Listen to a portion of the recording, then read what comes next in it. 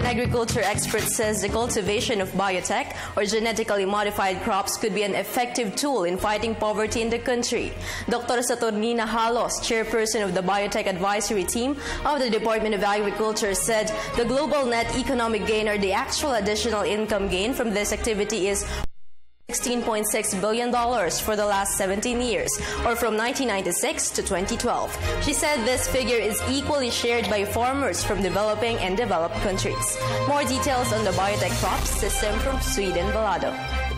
More than 2 decades had passed since the Philippines pioneered the implementation of modern and agricultural biotechnology in Asia. But up to this day, controversies over use of genetically modified or GM crops such as rice and corn continue. Organic farmers think that such crops might be harmful to consumers, but according to Dr. Ernilea Cao of the University of the Philippines Institute of Biology, when ingested, the protein is digested in our stomach, and therefore it will not cause any toxicity or any harm to us, to the consumers. Dr. Saturnina Halos from the Department of Agriculture and a DNA expert shared that through GM farming, they could produce drought and flood-resilient rice seeds that could be utilized by APEC economies that also face negative impacts of climate change.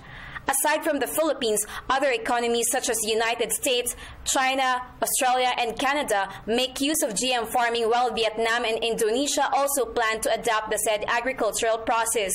More than 400,000 farmers plant GM crops in the country, specifically the Bacillus thuringiensis or BT corn. Its top producers are Isabela, Ilocos, and Bicol.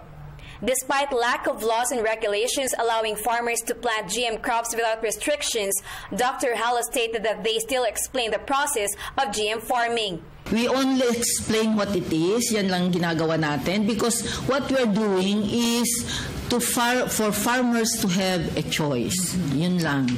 Okay, hindi natin promote. Through APEC high-level policy dialogue, Dr. Halos opened discussions on possibilities of coexistence of organic and GM farming. For the People's Television, this is Sweeden Velado.